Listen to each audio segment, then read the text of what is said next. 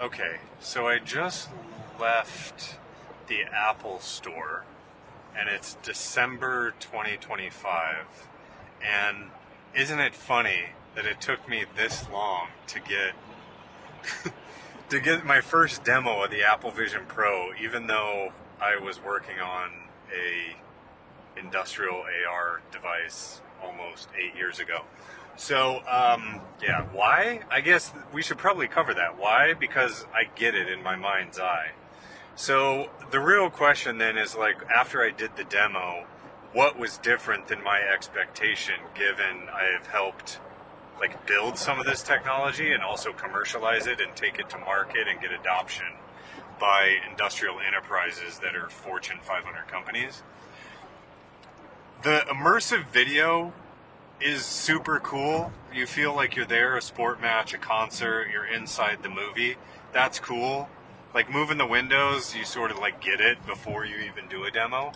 But the thing where I actually felt an emotional response where I was a hairline away from crying was when I saw the spatial video of a woman and her child playing in a field with bubbles, and you were there, and it literally grabbed my heart out of my chest immediately, and I had to make a concerted effort. I mean, all this stuff happened absolutely instantaneously, but I had to make an effort to stop myself from crying. Like, it was a real emotional resonant response, and I didn't even know these people.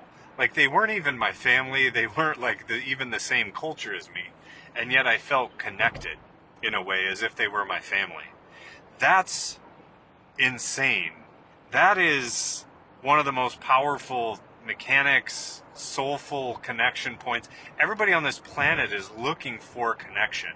Whether they realize it or not, whether they're saying it or not, humans, animals, we need to connect with each other and one another.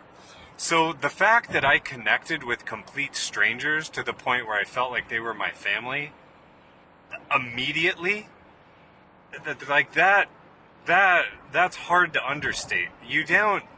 I couldn't have concepted that in my mind's eye, and that's kind of what I was looking for, and one of the reasons I waited so long to do the demo, because I wanted the software to be far enough along. I wanted the M5 chip in there.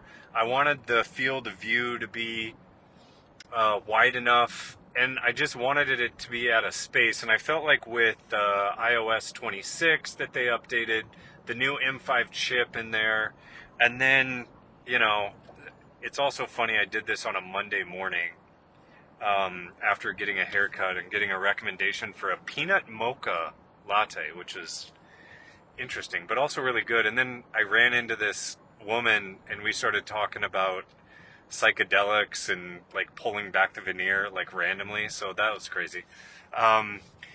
Anyways, this connection point is really strong. I mean, this was the essence of why we built Story App in the first place and came up with this like stories mechanic.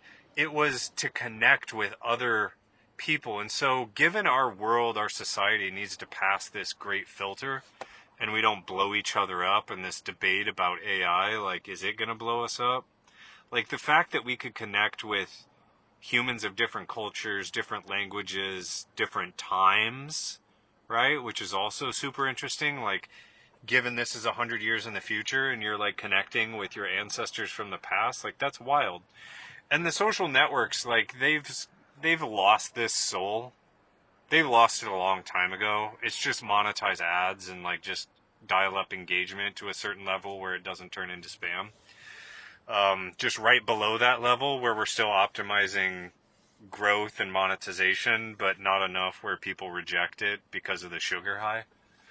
This, I think, is this is the killer app. If Excel was the killer app for desktop computers and Instagram and Facebook were the killer app and Uber of the mobile phone, and the health tracking was the killer app for the watch, I think human connection may actually be the killer app for spatial computing, AR, VR, multiverse, etc.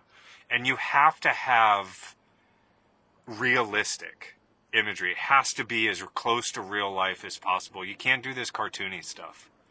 I mean, maybe, but even watching the movie didn't give me the same impact. It has to be real life. So, I'm in my car right now, so you're probably, I don't know if you're hearing, like, me driving and turn signals and whatever, but I think it has to be real life.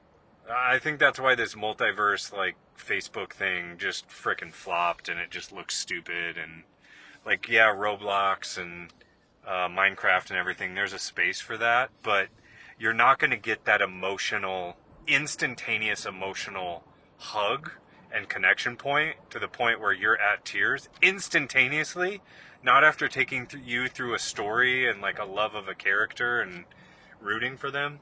Instantaneously, real life, in a real life situation that you can relate to and connect to.